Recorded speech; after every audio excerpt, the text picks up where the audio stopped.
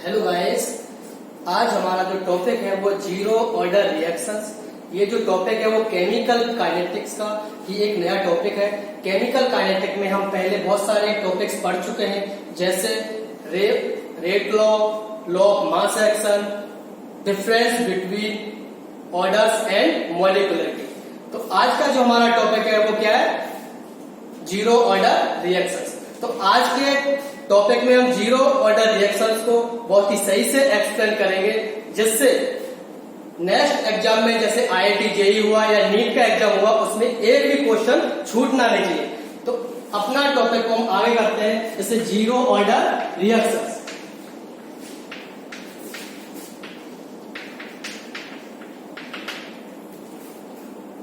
Order of reaction हम पढ़ चुके हैं कि एक एक्सपेरिमेंटल वैल्यू होती है और जो मॉलिक्यूलरिटी होती है वो थ्योरेटिकल वैल्यू होती है। ऑर्डर फ्रैक्शन में हो सकता है, जीरो भी हो सकता है और होल नंबर में भी हो सकता है, जैसे first order, second order, third order और जीरो ऑर्डर में हो सकता है। तो इसीलिए हम आज जो है वो एक्सप्लेन करने वाले हैं जीरो ऑर्डर रिएक्शंस। तो जीरो ऑर्डर रिएक्शंस में हमने स्टार्टिंग में पढ़ा था, जब हम ऑर्डर ऑफ रिएक्शन को एक्सप्लेन कर रहे थे, कि जो जीरो ऑर्डर रिएक्शंस होती है वो कंसंट्रेशन पर डिपेंड नहीं करती। जीरो ऑर्डर रिएक्शंस का जो रेट होता है वो कंसंट्रेशन पर डिपेंड नहीं करता। तो इसीलिए हम बोल सकते हैं rate of zero order reaction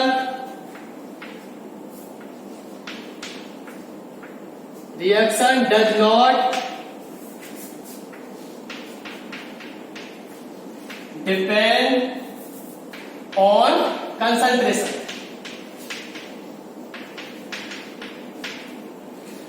तो जीरो ऑर्डर रिएक्शन का जो रेट होता है वो कंसंट्रेशन पर डिपेंड नहीं करता। लेकिन आप कहोगे हमने स्टार्टिंग में पढ़ा था law of mass action. Law of mass action में हमने क्या देखा था? जो रेट होती है वो डायरेक्टली प्रोपोर्शनल होते हैं किसके? कंसंट्रेशन के। लेकिन यहां पर तो क्या है, ये तो कंसंट्रेशन पर डिपेंड ही नहीं कर रहा रेट। हाँ, ऐसा होता है कब? जब फर्स्ट ऑर्डर हो, सेकंड ऑर्डर हो और थर्ड ऑर्डर हो। लेकिन ऐसी कंडीशन जीरो ऑर्डर रिएक्शंस में नहीं होती। तो जीरो ऑर्डर रिएक्शंस होती है उनमें जो रेट होती है वो डिपेंड नहीं करता किस पर? कंसंट्रेशन। कंसंट्रेशन पर डिपेंड नहीं करता। अगर हम इसके बीच में ग्राफ ड्रॉ करते हैं, जैसे अगर हमने ले लिया यहां पे हम कंसंट्रेशन ले लेते हैं,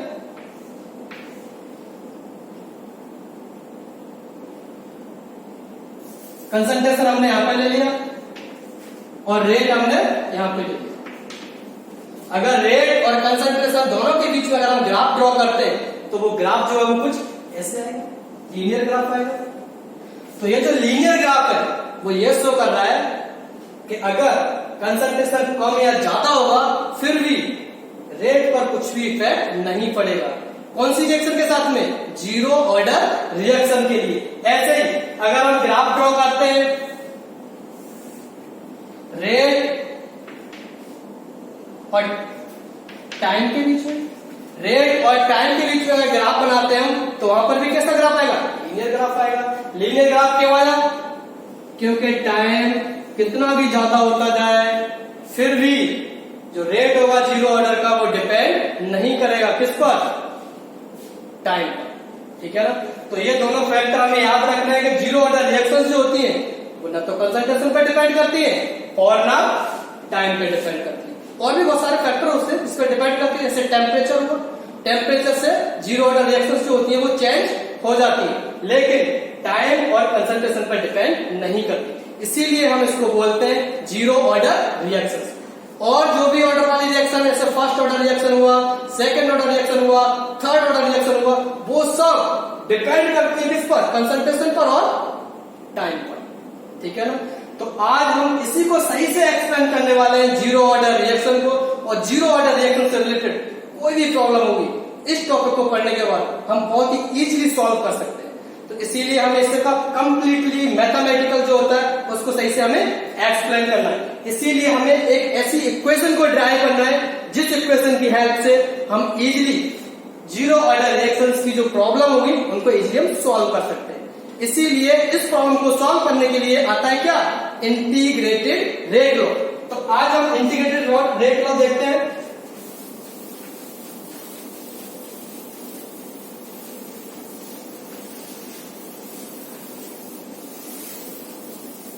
integrated rate law.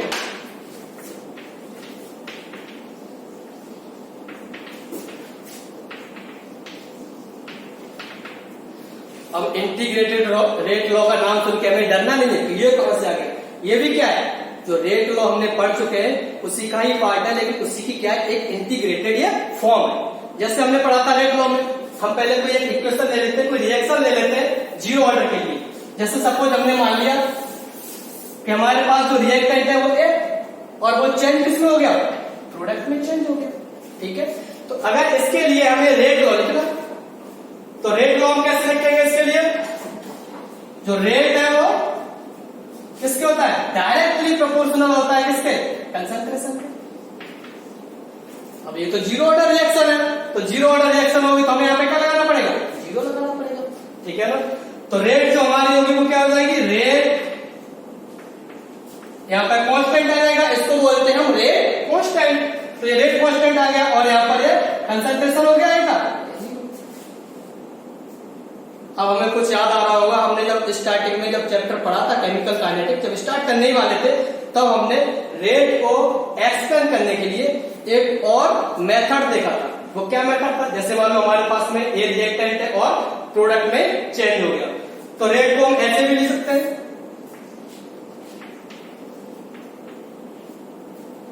Change in concentration of a, change in concentration of,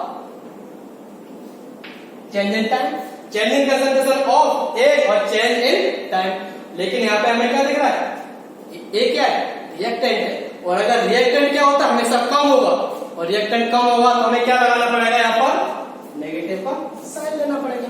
ठीक है ना, तो ये भी रेट हो गया और ये भी रेट हो गया। दोनों ही जो इक्वेशन है वो किसकी है, रेट की इक्वेशन है।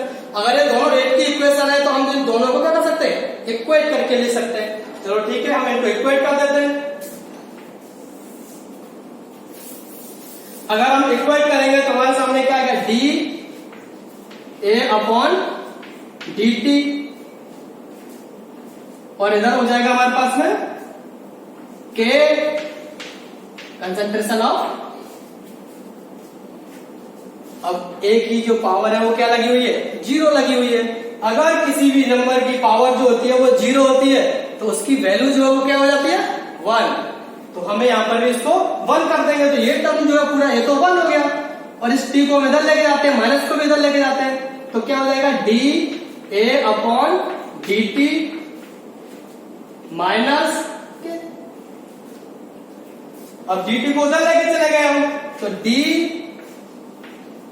ए इक्वल टू माइनस के।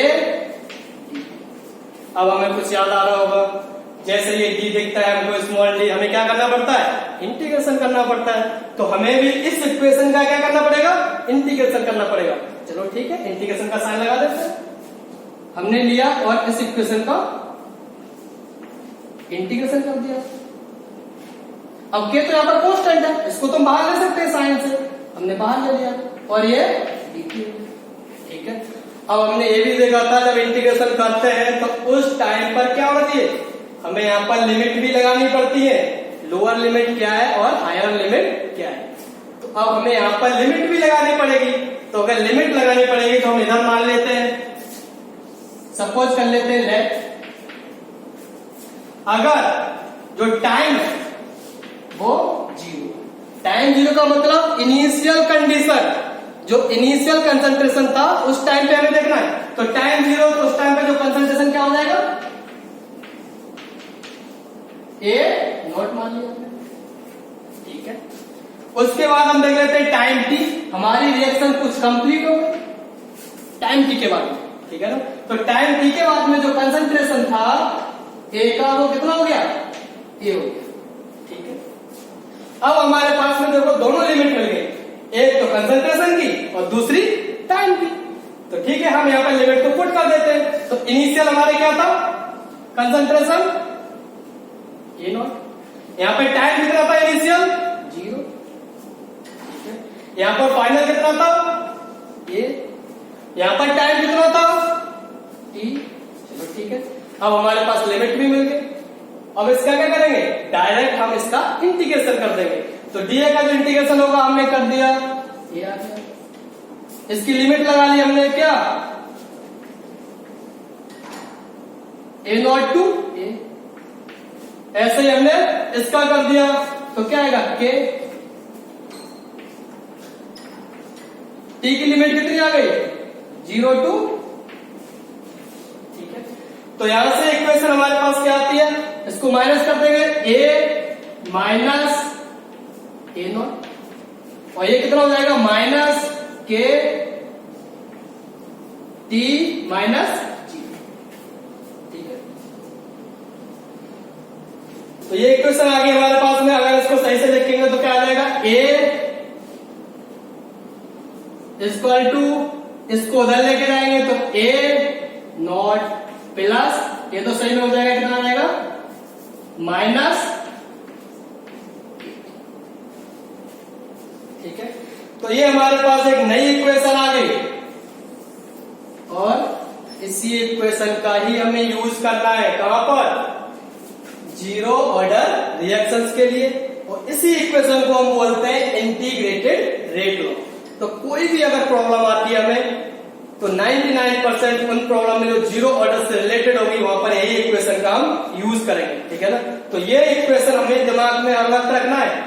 अगर केमिकल काइनेटिक का क्वेश्चन सॉल्व करना है, किससे रिलेटेड, जीरो ऑर्डर से रिलेटेड, ठीक है। तो जीरो ऑर्डर रिएक्शन से रिलेटेड हमें सॉल्व करना है, तो हमें ये पता होना चाहिए।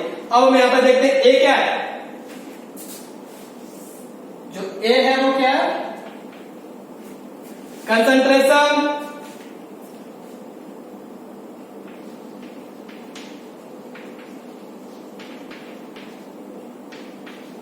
Of reactant at T equal to 0। जो कंसंट्रेशन है वो रिएक्टेंट का किस कंडीशन पर है, जब जो टाइम है हमारा 0 था, ठीक है। A नॉट क्या है, concentration of A at time, ठीक है। और यहां पर जो K है वो K क्या है, रेट कांस्टेंट,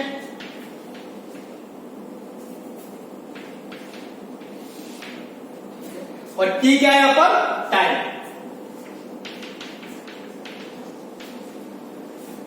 अगर ये सब कुछ टर्म हमें पता है, क्वेश्चन में दे रखा हुआ है, ठीक है ना, और इस इक्वेशन में पुट करके हम वहां पर कंसंट्रेशन हो या टाइम हो उसकी वैल्यू इजीली कैलकुलेट कर सकते हैं, ठीक है। तो ये तो हमारी इक्वेशन हो गई। अब इक्वेशन के बाद में हमारे सामने आती है, चलो ठीक है, हमें यह ग्राफ ड्रॉ करना है, किसके बीच में, कंसंट्रेशन और टाइम के बीच में। कंसंट्रेशन और टाइम के बीच में ग्राफ ड्रॉ करके ये दिखाना है कि कंसंट्रेशन तो चेंज होगा किसके रेस्पेक्ट में, टाइम के रेस्पेक्ट।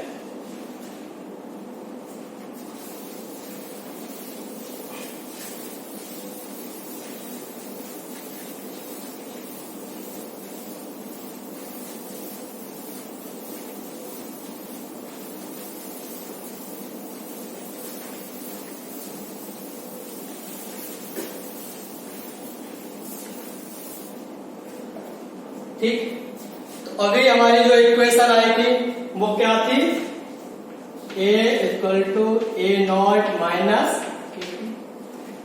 ठीक है। हमने मैथ में पढ़ा होगा, लीनियर जो स्ट्रेट लाइन होती है उसकी इक्वेशन क्या होती है, y equal to mx plus c, ठीक है। अब ये जो ऊपर वाली इक्वेशन है इसको हम ऐसे लिख सकते हैं, a माइनस के टी प्लस ए नॉट, ठीक है।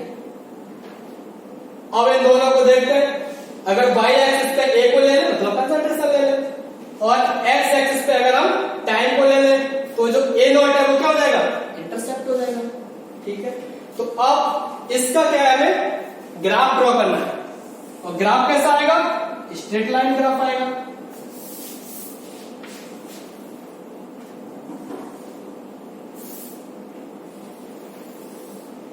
स्ट्रेट लाइन ग्राफ इसीलिए आएगा क्योंकि जो इक्वेशन है वो किसकी है, स्ट्रेट लाइन की इक्वेशन, ठीक है। तो हमने y एक्सिस पे क्या ले लिया, कंसंट्रेशन ले लिया, और यहां पर हमने x एक्सिस पे क्या ले लिया, टाइम ले लिया। अगर टाइम ले लेते हैं हम यहां पर वो क्या है, इंटरसेप्ट है। तो इंटरसेप्ट अगर होगा तो हमें यहां पे लेना पड़ेगा, ठीक है, हमने यहां पर ले लिया, तो ये ए नॉट हो गया। और जो हमारा ग्राफ है स्ट्रेट लाइन का वो कुछ ऐसे आ जाएगा, ठीक है, तो ये स्ट्रेट लाइन का हमारा ग्राफ हो गया। अब आप बोलोगे सर हमने यहां से ही क्या स्ट्रेट लाइन को खींचा, ऐसे भी तो स्ट्रेट लाइन ले सकते हैं, यहाँ पे हम उसको स्ट्रेट लाइन ऐसे नहीं ले सकते, क्योंकि जो हमारा स्लोप है वो कैसा है, नेगेटिव स्लोप है, ठीक है ना। अगर नेगेटिव स्लोप होगा तो स्ट्रेट लाइन हमें यहां से ही लेनी पड़ेगी, ठीक है। तो अब ग्राफ को ऑब्जर्व करके हम देखते हैं इसका जो स्लोप होगा वो क्या हो जाएगा, माइनस के। जो स्लोप होगा वो हो जाएगा हमारा माइनस के। तो अगर ये एंगल थीटा तो इसको लिख देंगे हम tan थीटा, ठीक है। तो इस ग्राफ का यूज करके हम जीरो ऑर्डर रिएक्शन को, स्लोप को इजीली कैलकुलेट कर सकते हैं, ठीक है ना। और एक बार एग्जाम में आ भी चुका है, हमें बस इतना याद रखना है कि अगर कंसंट्रेशन और टाइम के बीच में जो ग्राफ होता है वो स्ट्रेट लाइन में आता है नेगेटिव स्लोप के साथ, तो वो जो रिएक्शन होगी वो जीरो ऑर्डर रिएक्शन होगी, ठीक है ना। और एक बार IIT JEE के एग्जाम में ये क्वेश्चन पूछा था, वहां पर क्वेश्चन प्रॉब्लम नहीं दी थी, वहां पर केवल एक डायग्राम बना के, ये जो ग्राफ बना के पूछा था ये कौन से ऑर्डर की रिएक्शन को रिप्रेजेंट करता है, ठीक है ना। तो वहां पर क्या दिया होता है, कंसंट्रेशन और टाइम, और दोनों के बीच में जो ग्राफ था वो स्ट्रेट लाइन में था। स्ट्रेट लाइन में ग्राफ आएगा तो कौन सी होगी, जीरो ऑर्डर रिएक्शन होगी, ठीक है। तो अगर हमें थीटा एंगल पता है फिर भी डायरेक्ट हम स्लोप को कैलकुलेट कर सकते हैं, ठीक है ना। तो इसीलिए हमें इस ग्राफ को और इन इक्वेशन को बहुत ही अच्छी तरह से याद रखना है, जिससे जो भी प्रॉब्लम आती है हम उसको इजीली सॉल्व कर सकते हैं, ठीक है। इसके बाद कुछ और इंपॉर्टेंट टॉपिक्स हैं जो जीरो ऑर्डर रिएक्शन से रिलेटेड है, उनको भी हम एक्सप्लेन करते हैं, वहां से भी क्वेश्चंस को वो पूछ सकता है।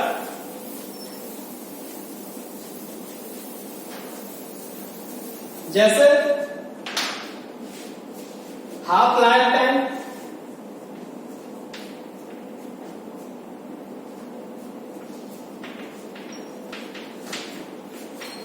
हाफ लाइफ टाइम को हम रिप्रेजेंट करते हैं किससे, टी हाफ से। अब हमें नाम से ही पता चल गया ना, half life time. Half life time का मतलब क्या हुआ, रिएक्शन आधी कंप्लीट हो जाए, मतलब रिएक्शन 50% कंप्लीट हो जाए, the time in which reaction complete 50%,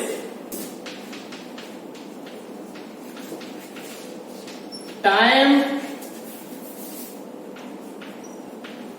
in which reaction complete 50%।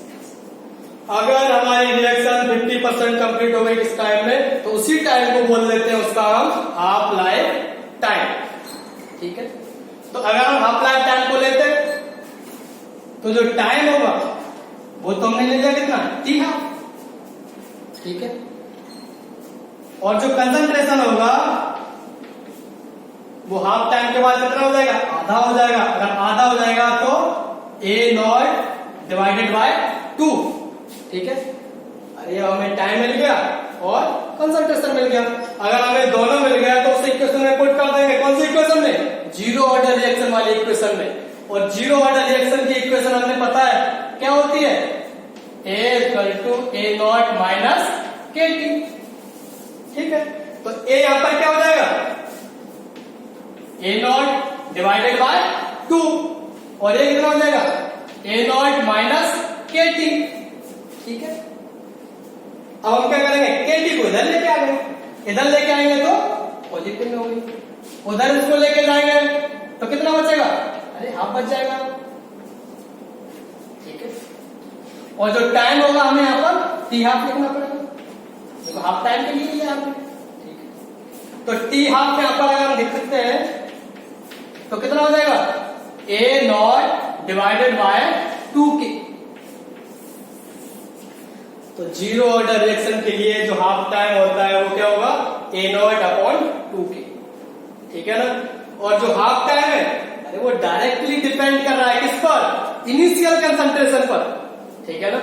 तो हमें ये सब याद रखना है कि जो हाफ लाइफ टाइम होता है किसके लिए, जीरो हर्डल के लिए, वो किस पर डिपेंड करता है, इनिशियल कंसंट्रेशन पर डिपेंड करता है और किस पर डिपेंड करता है, रेट कांस्टेंट पर डिपेंड करता है। ठीक है, तो इनिशियल कंसंट्रेशन अगर आपको दे रखा और रेट कांस्टेंट दे रखा है तो जीरो ऑर्डर रिएक्शन के लिए हम हाफ लाइफ टाइम को इजीली कैलकुलेट कर सकते हैं। ठीक है, जितने भी टॉपिक्स पढ़े हमने जीरो ऑर्डर रिएक्शन से रिलेटेड, उसमें अगर कोई प्रॉब्लम होती है तो आप कमेंट बॉक्स में ले सकते हो, उसकी जो प्रॉब्लम होगी हम 100% उसको सॉल्व करेंगे। Okay, thank you.